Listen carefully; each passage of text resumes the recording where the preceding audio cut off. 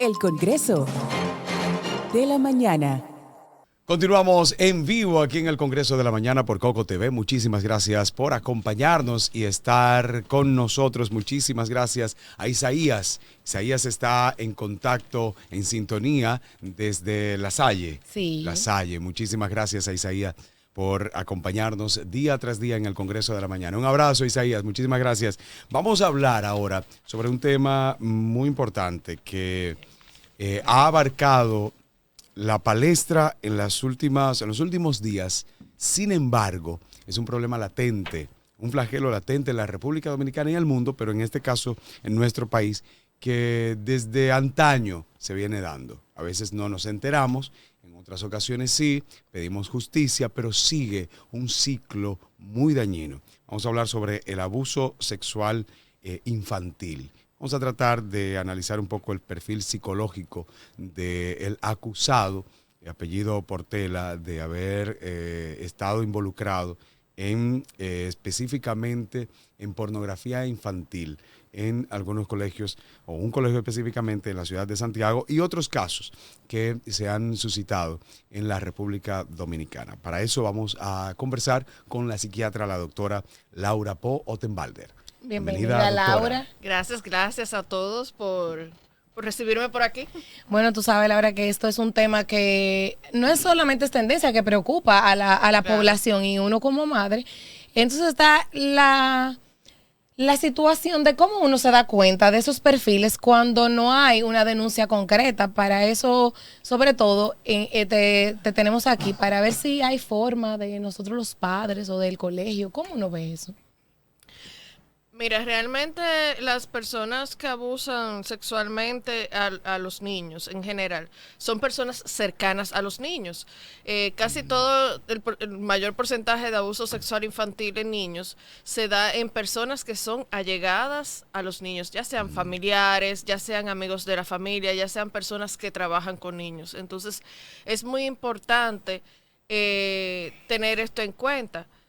Más que un perfil de un abusador sexual infantil, lo que podemos hacer es cuáles son las señales que nuestros niños pueden dar a identificar cuando están pasando una situación de abuso. Porque un perfil así es un perfil muy difícil de identificar a menos de que hayan casos previos. Ya si hay casos previos y la persona está identificada, como se hace en Estados Unidos, que las personas que han tenido situaciones con abuso sexual infantil, se les hace un perfil y no se les deja trabajar en ciertas áreas, que eso sería algo muy útil, verdaderamente. Pues se hace bastante difícil identificar porque es más bien referencia. Si no hay un caso abierto, si no hay un historial previo, pues cómo uno demuestra que no es una cosa que solamente es de palabra o una acusación en el aire. Sin embargo, cuando los niños están siendo abusados, lo que viene primero es el grooming. El grooming es la etapa en la que esa persona se acerca al niño, se hace cercano, se hace de confianza, envuelve al niño emocionalmente, porque no es una cosa violenta lo que sucede. Con niños casi es poco probable que sea violento. Exactamente. No es una cosa de que, vine, te abusé y ya va. Sino que ha habido todo un proceso en el cual esa persona se ha hecho cercana al niño y lo ha hecho guardar secretos. Los manipula, los presiona de diferentes maneras, de manera que cuando el niño está siendo abusado no dice nada porque o se siente presionado o se siente que tiene algún tipo de lealtad hacia esa persona o se siente que si dice algo no le van a creer. Y eso es una cosa súper importante para evitar el abuso sexual infantil. El nivel de confianza que tiene un niño con su familia. Cuando un niño tiene una familia o un entorno, porque no necesariamente tiene que ser familia, también pueden ser amistades. Cuando ese niño tiene un entorno en el cual se siente en confianza de hablar lo que le pasa, que se siente en confianza de decir a mamá o a papá lo que está pasando o a cualquier persona mayor, sin tener un castigo, sin que lo pongan en duda, eso es súper importante, porque eso hace que desde el primer momento que pasa algo que no está bien, que ese niño sabe que no está bien, pues ese niño va a hablar. Y va a decir, mira, está pasando esto y aquello, este comportamiento no es normal. Por el otro lado, la educación sexual infantil, que tanto nos hemos negado en nuestro país en ponerla como algo obligatorio en las escuelas. Un niño que tiene educación sexual infantil va a saber identificar lo que es abuso. Un niño que obviamente es ingenuo totalmente, que no tiene una educación, que no tiene conocimientos, pues va a ser una víctima más fácil, más vulnerable, porque el desconocimiento crea vulnerabilidad. Y en cuanto a los niños en específico, niños, niñas que están siendo abusados sexualmente, hay muchas señales. Los niños se retraen, los niños no quieren ir a donde está el abusador, ya sea a la casa del tío, del abuelo, a una clase. Los niños también tienen cambios en el patrón de comportamiento. Un niño que era tranquilo se pone rebelde. Un niño que era muy alegre se pone muy triste o retraído. También puede haber cambios en los patrones de alimentación, una disminución de la ingesta o un aumento por la ansiedad que crea toda esta situación. Patrones en el cambio del sueño. Un niño que antes dormía bien está teniendo pesadillas, o un niño que no se quiere ir a dormir porque tiene miedo, miedos irracionales. Entonces son muchas cosas que uno va a ir notando y que uno dice, ¿qué está pasando? Un niño que era buen estudiante y comienza a bajar sus calificaciones. Los niños que todavía son muy chiquitos y no tienen conocimiento de la sexualidad y se exponen, comienzan a tener conductas hipersexuales que no se corresponden a su edad. Y por eso es tan importante saber identificar, hay algo que que está pasando que no está bien, y hacer algo. O sea, que yo oyéndote, la verdad es que todo esto es una alerta para nosotros los padres, porque a veces uno minimiza esas cosas. Claro. Porque de pronto le está yendo mal en el colegio y tú dices, bueno, eso es la edad. Dejó de comer, bueno, ahora está mañoso. Sí. No duele. O sea, todo lo que tú dijiste, en algún Está momento, rebelde. si nosotros como padres hacemos un checklist, en algún momento todos nuestros hijos tienen esas conductas o variación en la conducta. Entonces, para nosotros es tan alarmante porque, o sea, es cualquier cosa que puede estar pasando. sí, bueno, pero imagínate, Patricia, que eso no va a ser un día que va a pasar. No, claro. Esos cambios, sino que son cambios que comienzan a darse y son de manera constante. Entonces, eso hace que sea una señal de alarma. Igual, si tu hijo o tu hija, por ejemplo, no duerme bien una noche, tú le preguntas qué te pasó, qué te está preocupando, porque puede ser eso, pero también puede ser que le haya ido mal en un examen y no sepa cómo decírtelo, o que se peleó con las amiguitas, pero también puede ser algo grave. Y bueno, por eso es que hay que tener ese canal de comunicación. Agradecerle de verdad, de manera muy especial, que esté con nosotros hoy viernes compartiendo Gracias. un tema de vital interés e importancia para el mundo, no solamente para la República Dominicana. ¿Por qué cuando hay sucesos de esta magnitud, como que se pone de moda? Como que sucede uno, luego sucede otro, luego sucede otro. ¿Será que la conducta de esos depravados mentales, psicológicos, de todas las maneras que podamos llamarle, como que salen? Porque vemos que puede el tema estar tranquilo, pero de repente sale un pastor, después sale el otro, después sale el otro, después sale el otro, como que se va Es corriendo. que esto ¿Por está qué? pasando de manera constante. Fíjate en las estadísticas. Se publicaron recientemente las estadísticas sobre abuso sexual infantil. Es algo que pasa constante. Y esas son las denuncias que se hacen. ¿Cuántas denuncias no se hacen? Yo que manejo casos, tantos de denuncias hechas como no hechas, sé que la mayoría de la gente no quiere exponerse porque realmente la exposición hace que muchas veces la víctima sea revictimizada, porque aquí ponen en duda. Sí, sí. Imagínate una gente adulta no se quiere exponer. a un caso de abuso sexual, ¿Cuánto más? imagínate exponer a un niño. Y más que cuando estamos peleando por abuso sexual infantil a nivel legal, estamos peleando con un familiar o con alguien allegado a la familia, y eso divide familias y crea muchas situaciones. Entonces, la mayoría de los casos no llegan a nivel legal. Y el perfil de ese adulto que abusa niños o adolescentes, esos pastores, esos profesores, que son gente que siempre tienen un seniority sobre los niños. Esos perfiles, hay algunos perfiles de esos que vemos en películas que tú lo identificas, que es una gente anormal. Pero lo común, ¿cómo rayos uno se da cuenta de eso? Es que es súper difícil. Realmente uno poder identificar un pederasta, como te decía, a menos de que haya alguna información previa sobre las actividades de esta persona, es difícil porque no la gente no anda de que yo soy pederasta y me gustan los niños. Exactamente. Pero algunas acciones que podríamos más o menos identificar en base a lo que usted ha podido ver en cada uno de los casos o en algunos casos, comportamientos que tú dices, ya ahí se está, ya sea de ese familiar, ese tío, ese primo o ese profesor. Hay algunas especificaciones que uno pueda decir, es que eso si se hace frecuente ya es extraño. Sí, bueno, los acercamientos inadecuados, obviamente. Una persona que tenga demasiada confianza con los muchachos, que los toque de una manera... Uno se da cuenta cuando un toque es de cariño, con respeto, y otro cuando ya como que pasa los límites de lo que debería ser la confianza de profesor o pastor o lo que sea con los niños.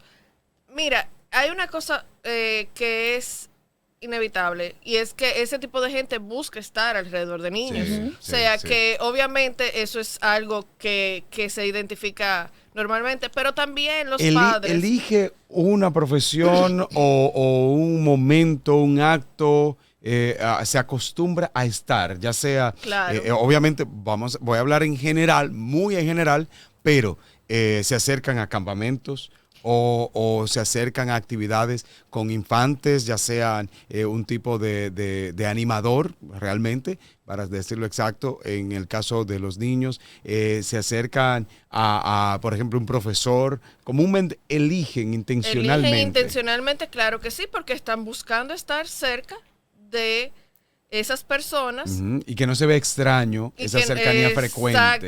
Exactamente. Por eso es que yo digo que principalmente el poder está en los padres. Sí. Lamentablemente nosotros como padres en general somos muy confiados porque siempre pensamos que no nos va a tocar a nosotros. Ujú. Y no es que uno ande con el muchacho de arete, porque tenemos que dejar a nuestros niños ser y crecer. Sí, wow, Pero tener Complicado. cuidado, no ser tan confiado con la gente. No, que dejar un hijo, una hija en una casa de una gente que no es tan allegado, o dejar ir a dormir a los hijos a otras casas, o tener mucha confianza con un profesor, con un pastor, con un cura. Hay que cuidar a nuestros hijos, hay Sí. que estar presentes. Y la comunicación entonces al final va con el hijo, con los hijos, es que va a Claro. ser lo principal. Crear ese vínculo Vínculo. de confianza. ¿Cuántos entrenadores deportivos, cuántos curas, cuántos Claro. pastores no tenemos? Son gente que están, que las ponemos en un pedestal por el tipo de trabajo que hacen. Y no pensamos en que son seres humanos también que tienen sus debilidades igual que todo el mundo. Y lamentablemente ese tipo de gente se rodea de niños para buscar niños en situaciones Sí, vulnerables. ¿Y cuáles son esos niños en situaciones vulnerables?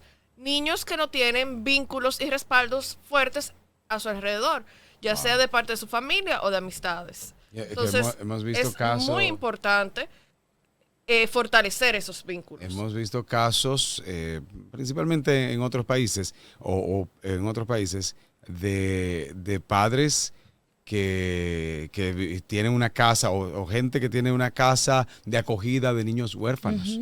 Casos, o si no, por ejemplo, con jóvenes y adolescentes miscuidos en sustancias, en drogas Sí, que son principalmente. como Casos ahí que tú dices, no debería, porque ¿para qué tú te dedicas a eso? Pero esa es la intención.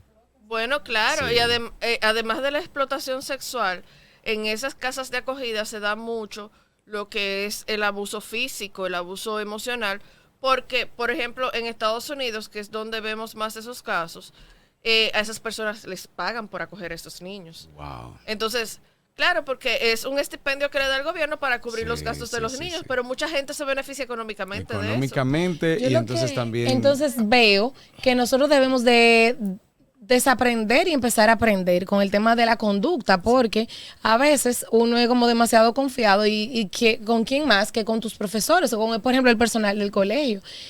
Nosotros debemos de entender que tenerle cariño y respeto al personal que nos colabora no es saludar de beso y abrazo, es que ese niño o ese personal que te recibe lo salude con afecto sin toparlo, o tal vez el puño, chócala y qué sé yo, para que el niño desde pequeño no se acostumbre quizás a ese trato de contacto.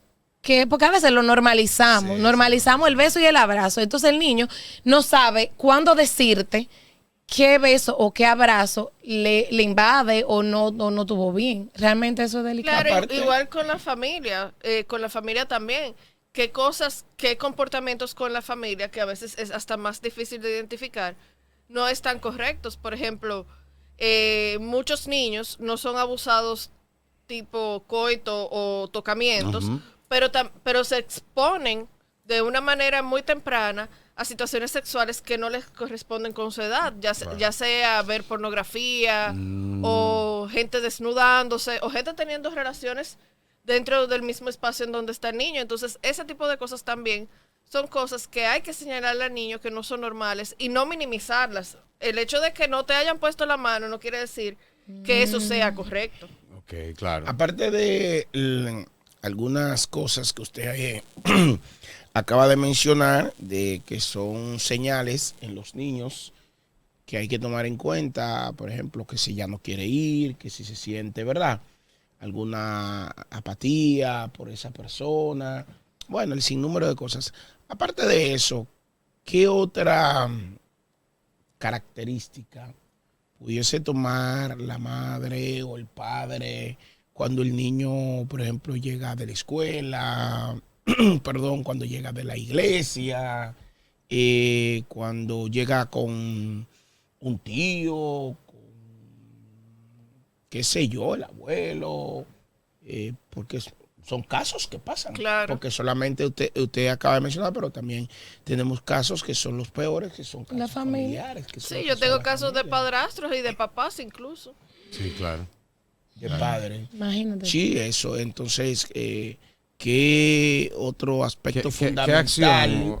pudiese tomar el padre, la madre, para quizás identificar que algo anda mal o que puede haber andando mal? Mira, los niños son muy inocentes usualmente. Entonces, si un niño te dice, yo tengo un secreto, o no, tengo que decir, no te puedo decir algo que me dijo Ujú. esa persona, es algo de alerta. Yo hablo mucho eso con los niños y les digo, los secretos a mamá y a papá no se les debe de tener. Porque realmente uno no sabe qué tipo de... a veces puede ser un secreto inocente y no pasa nada. Sí, sí. Pero no se puede dejar ese margen de que el niño crea que guardarle un Puede tener. secreto, ocultarle algo a su mamá o a su papá es algo correcto. Y que esa persona pueda manipular, porque por eso es que se hace el grooming previamente. Es para ganar esa confianza del niño y como envolverlo de una manera que ese niño, esa niña, sienta lealtad hacia esa persona que está abusando. Hay un caso que todavía no se ha resuelto completamente, no ha habido una condena, que era de una persona, le decían el panadero en Santo Domingo. Ese individuo, supuestamente él mismo confesó que él le decía a la niña, que quedó grabada mientras iba ella hacia su casa, él le había dicho que le iba a regalar un celular, una niña de unos 5 años. Entonces la niña se desapareció, se vio un video donde él salía en una motocicleta y con algo detrás, aparentemente el cuerpo de la niña. Entonces, el ofrecer algo también atrae a los niños, como usted dijo al principio. Los ¿Cómo regalos, manejar eso? No, diciéndole a tus hijos de no aceptar regalos de personas extrañas, o que esos regalos pasen por donde ti, porque imagínate, o sea, tú tienes un hijo y, por ejemplo, Patricia le regala una muñeca a mi hija, o tú le regalas un libro, y claro, se te va a agradecer, pero eso no debe de ser algo escondido, o no debe ser de que, mira, te voy a dar, no, es algo que debe Ven pasar. que te voy a dar esto.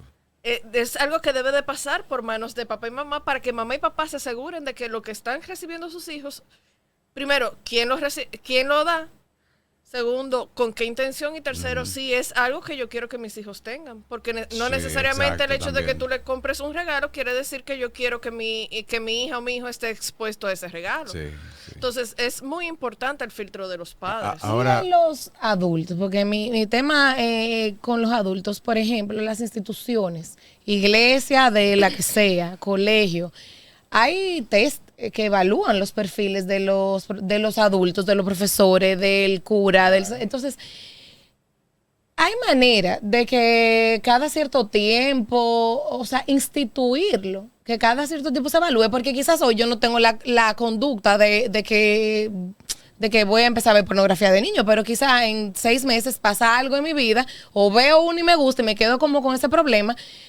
Hay maneras, o hay, lo establece algún reglamento de educación o no, o eso es, vamos a tener que los colegios privados y los papás hacer un sindicato como padres de familia y pedirlo. Mira, es que no hay ningún test específico. Y ese es el problema. Además, si tú estás llenando un test, es poco probable que tú pongas que te gustan los niños, ¿verdad? Y más si tú estás buscando un trabajo en esa área. Lo que se hace es una evaluación general cuando en los trabajos a Claro, nivel... porque cuando te van a contratar, pero y Exacto. después... Se supone que debería haber un seguimiento, y se supone que si una persona en el trabajo ve un comportamiento anormal, para eso están los psicólogos. Por ejemplo, a nivel escolar se supone que hay psicólogos y Los psicólogas profesores, para el cuerpo docente. para todo el colegio, tanto para los estudiantes, pero también podrían identificar si hay alguna situación con el cuerpo docente. Entonces, eso sería una tarea de psicología.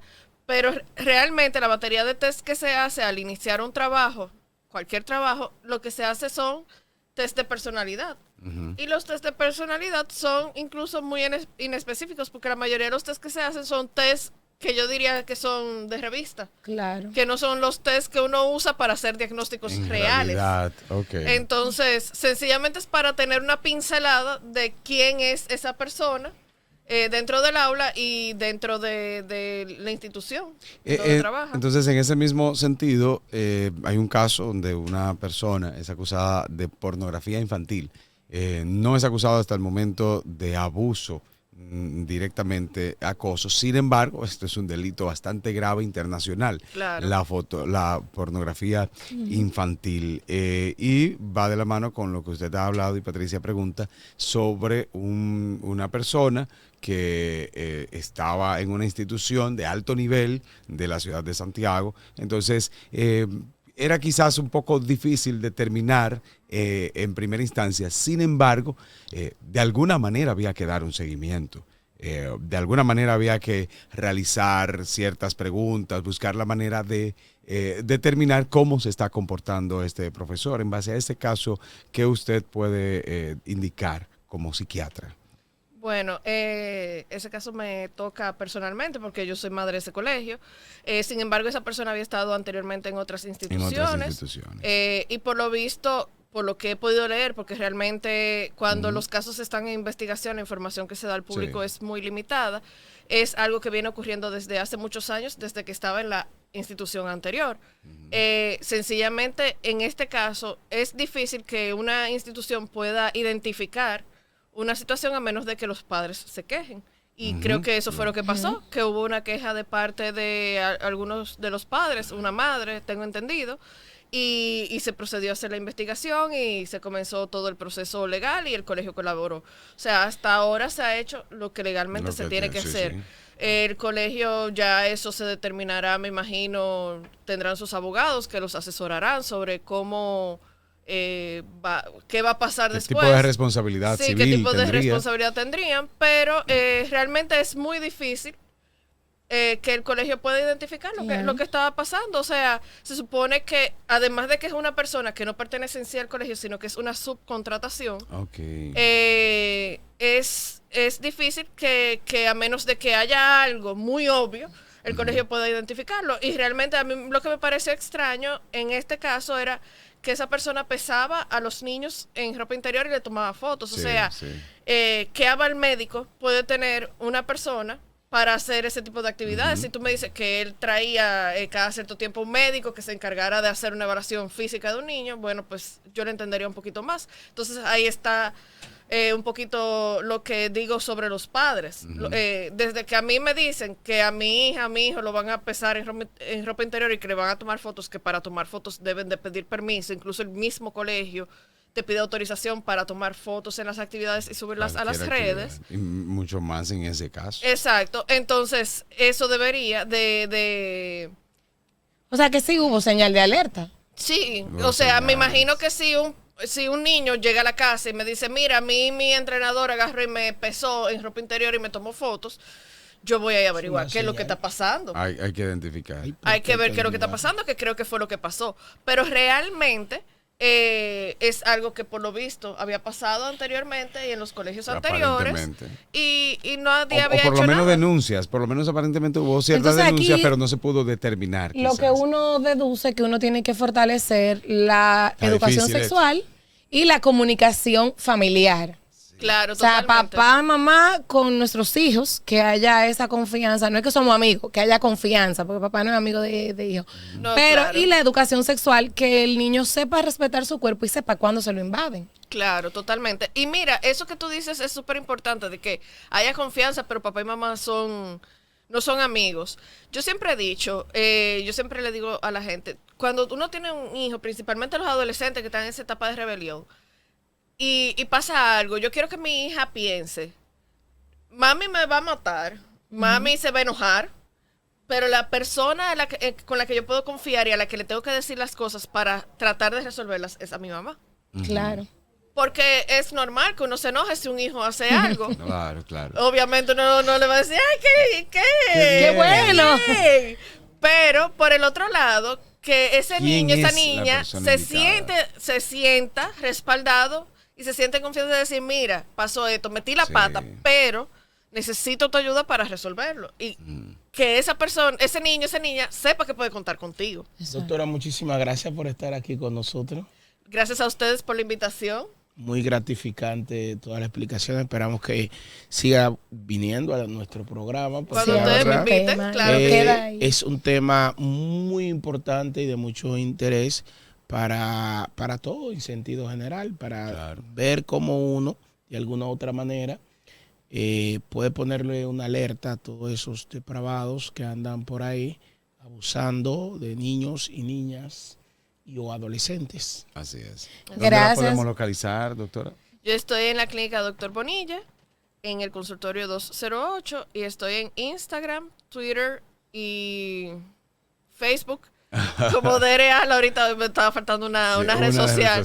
DRA. Laurita O. Así. Entonces ahí están todos los números de contacto para hacer sus citas. Muchísimas Trabajo por gracias. citas. Sí. Gracias. Nosotros vamos a una pausa y regresamos con muchísimo más aquí en el Congreso de la Mañana. El Congreso de la Mañana.